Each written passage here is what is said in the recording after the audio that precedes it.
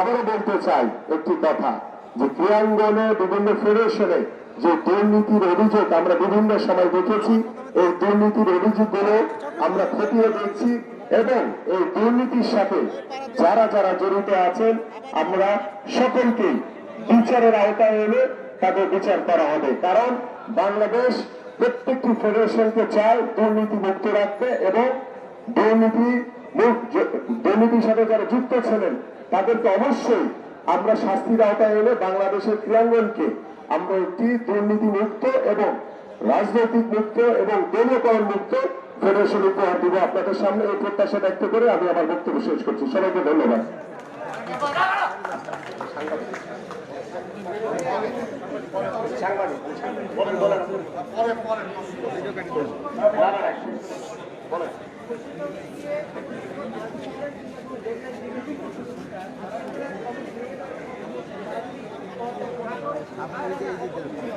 আমরা ইতিমধ্যে বলেছি যে আমাদের ক্রীড়া উপদেষ্টা রয়েছেন, তার সাথে আমরা আশা করব তিনি আমাদের ক্রীড়া সাংবাদিক এবং ক্রীড়াঙ্গনে যারা ক্রীড়া সংগঠক রয়েছে তাদের সাথে বসবেন এবং আমরা আমাদের যে দাবি, যে আমরা চাই যে প্রত্যেকটি ফেডারেশনে যারা দুর্নীতিগ্রস্ত বা যারা এই দলীয়করণের সাথে জড়িত ছিলেন তারা স্বেচ্ছা পদত্যাগ করবেন। কারণ বাংলাদেশ এখন নতুন ভাবে সংস্কারের কাজে সকলেই নেমেছে, ছাত্র সমাজ নেমেছে, যুব সমাজ নেমেছে, বাংলাদেশের সাধারণ মানুষ সংস্কারের কাজে নেমেছে। সেই সংস্কার করতে গেলে আমাদের যে গত 17 বছরে যে ফেডারেশনগুলি যেভাবে দলীয়করণ এবং রাজনীতিকরণ ভাবে তারা বসেছিল তাদেরকে অবশ্যই স্বেচ্ছা পদত্যাগ করে তারা ভবিষ্যতে বাংলাদেশের স্পোর্টসকে এগিয়ে নিয়ে যাওয়ার জন্য সহযোগিতা করবেন এবং যারা যোগ্য এবং যারা নিরপেক্ষ সেই ধরনের সংগঠনকে আমরা প্রত্যেকটি ফেডারেশনে দেখতে চাই।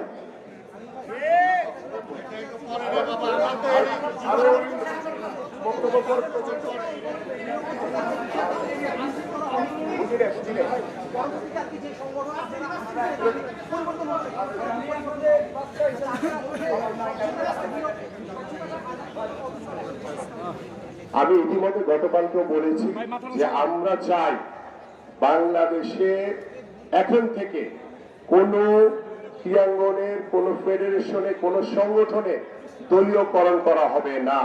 একদম টোটালি রাজনৈতিক মুক্ত থাকবে, কোন রকম দলীয়করণ করার কোনো সুযোগ নেই। এবং আমরা চাই যারা মাঠের সংগঠক, যারা মাঠে বঞ্চিত হয়েছে, যারা কাজ করেছে সেই লোকগুলিকে দিয়ে আমরা প্রত্যেকটি ফেডারেশন সাজাবো।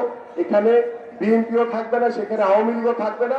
যারা যোগ্য প্রত্যেকটি, কোনো বিশেষ কোনো দলকে স্পেসিফিক ভাবে সুবিধা দেওয়ার জন্য কোনো ইন্টেনশন বা কোনো সুযোগ সুবিধা দেওয়ার কোনো সুযোগ আমাদের হাতে নাই। এবং আমরা চাই যে যারা স্বচ্ছ, যারা পরিচ্ছন্ন সেই ধরনের লোকগুলিকে অবশ্যই আমরা কাজে লাগাতে চাই এবং পাশাপাশি আমাদের যে ক্রীড়া উপদেষ্টা রয়েছেন তার সাথে বসে কথা বলে তাকে নিয়ে সমন্বয় করে আমরা সঠিক কাজটি, সঠিক লোকটিকে দায়িত্বটা দিতে চাই। ধন্যবাদ।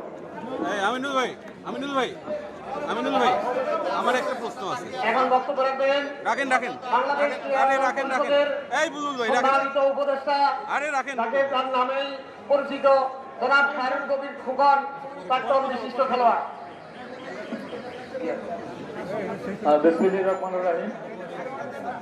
আজকের এই মানববন্ধন অনুষ্ঠানে উপস্থিত আছেন আমাদের শ্রদ্ধা বড় ভাই, বাংলাদেশ জাতীয়তাবাদী দলের চেয়ারপারসন দেশটির বেগম খালেদা জিয়ার উপদেষ্টা পরিষদের অন্যতম সদস্য, বিশিষ্ট মুক্তিযোদ্ধা, ঢাকা মহানগর দক্ষিণের সাবেক আহ্বায়ক, বিশিষ্ট ক্রীড়া সংগঠক, সংগ্রামী জননেতা জনাব আব্দুল সালাম ভাই উপস্থিত আছেন। আমাদের আরেক প্রিয় সহকর্মী, সাবেক জাতীয় ফুটবল দলের অধিনায়ক, আমাদের উত্তরের মহানগর বিএনপি সংগ্রামী আহ্বায়ক, সদস্য সচিব, সংগ্রামী জননেতা, বিশিষ্ট ক্রীড়া সংগঠক, বাংলাদেশ জাতীয়তাবাদী দলের জাতীয় নির্বাহী কমিটির ক্রীড়া সংগঠক সহ উপস্থিত আছেন আমার আরেক প্রিয় সহকর্মী ডাকসুর সাবেক ক্রীড়া সম্পাদক, আমাদের জাতীয় খেলোয়াড় কারণ হাসান সহ বিশিষ্ট ক্রীড়া সংগঠন নেতৃবৃন্দ, উপস্থিত প্রিয় ভাই বোনের আসসালামু আলাইকুম। আমি বক্তব্য প্রলম্বিত করব না, এখন বৃষ্টি হচ্ছে।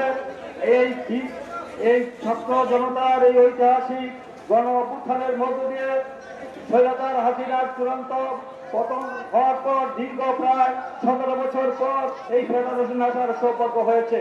এই ফেডারেশনের যে এই স্বৈরাচারী সরকার যে সারা বাংলাদেশে যে অত্যাচার নিপীড়ন নির্যাতন করেছে, তার থেকেও সেখানে দুর্নীতি লুটপাট করেছে, তার থেকেও এই ফেডারেশন মুক্ত ছিল না। এই ফেডারেশনের দলীয়করণ এবং দুর্নীতি লুটপাট শুধু আমরা নেই, পুরো বিশ্বব্যাপী এটা সকলে দেখেছে যে দলীয়করণ করে এটাকে শুধু ধ্বংসের ধার বাঁধে দাঁড় করিয়ে দিয়েছে। এখন সময় এসেছে যারা দলীয় বিবেচনায় নয়, যোগ্যতার ভিত্তিতে প্রফেশনাল যারা, শুধু তাদেরকে এই ফেডারেশনের যোগ্যতার ভিত্তিতে এই বর্তমানে কমিটি ভেঙে দিয়ে, দুর্নীতিবাদের কমিটি ভেঙে দিয়ে সেখানে আমি মনে করি যে সেখানে বিএনপি আওয়ামী লীগ বা কোনো দলীয় বিবেচনার যোগ্যতার ভিত্তিতে তাদের সেই নতুন সেই জাতীয় ব্যক্তিদেরকে এই ফেডারেশনের যে ভাবমূর্তি বিনষ্ট হয়েছিল, যে লুটপাট করেছিল, যে ধ্বংসের দাঁড় করে দিয়েছে, শুধু বাংলাদেশে নয় পৃথিবীর ইতিহাসে আজকে জানি ফিফা র্যাঙ্কিংয়ে বাংলাদেশ ফুটবলের অবস্থা অনেক নিচে নেমে গিয়েছে সমস্ত ক্ষেত্রেই।